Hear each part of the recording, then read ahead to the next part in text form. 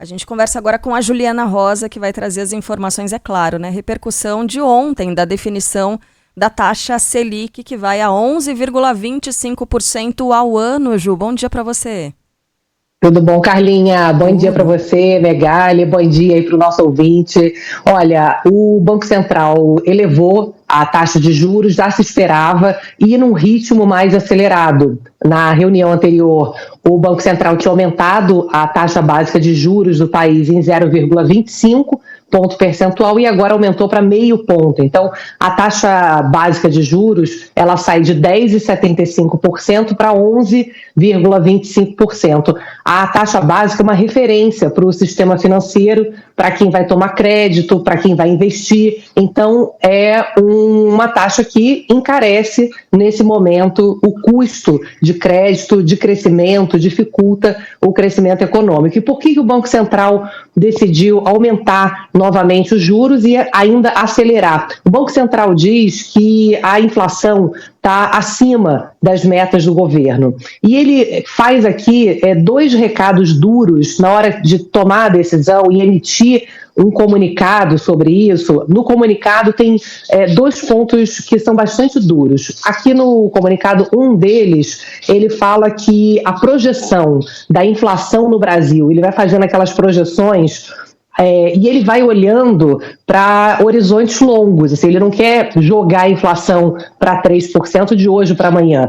Então ele fala, olha, quando eu faço um exercício olhando para onde está caminhando a inflação até o início de 2026, eu vejo uma inflação maior.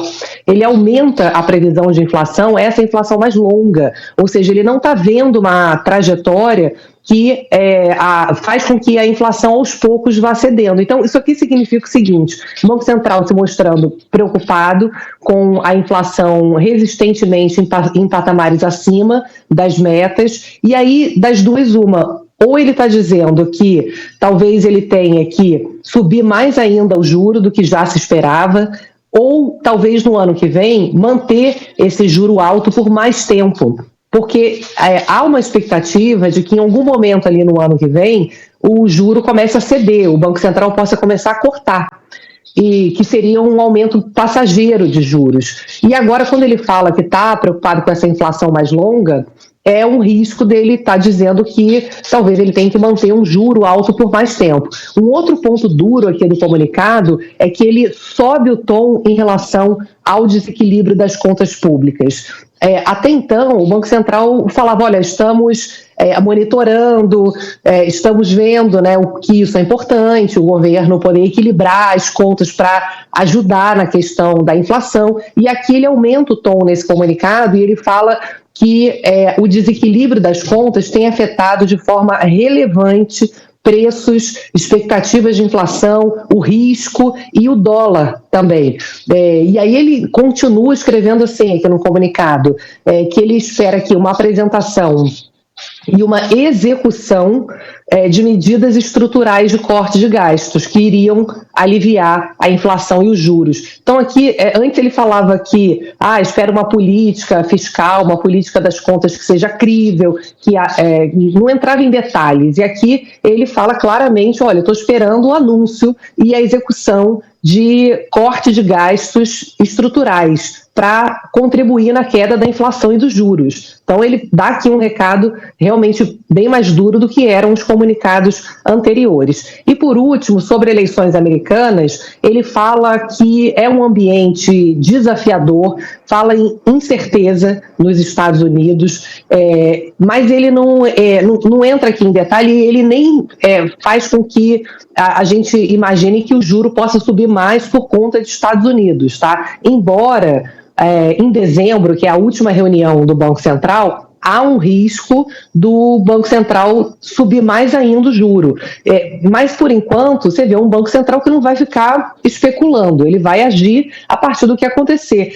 E por isso, até que ontem a gente estava aqui de manhã, Carlinhos, falamos que o dólar estava acelerando, subiu com força logo na abertura, mas no final do dia, o dólar fechou em queda aqui no Brasil.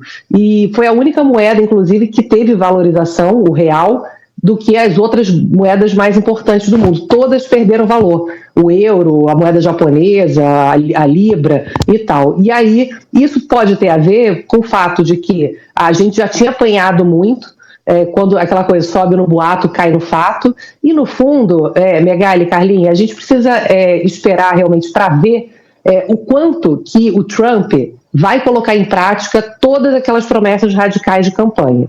O risco é considerado grande, está todo mundo vendo um cenário mais arriscado, até porque Trump é Trump, né? A gente nunca sabe o que ele pode fazer. O que a gente pode esperar, certamente, é um momento bastante volátil, muito sobe e desce, muita emoção a partir de agora, com Donald Trump assumindo a presidência em janeiro. Boa, Ju. Ju, você volta mais tarde no Band News no meio do dia e também na apresentação do Entre Nós, né, a partir das 2 horas. Beijo pra você, Ju, bom trabalho.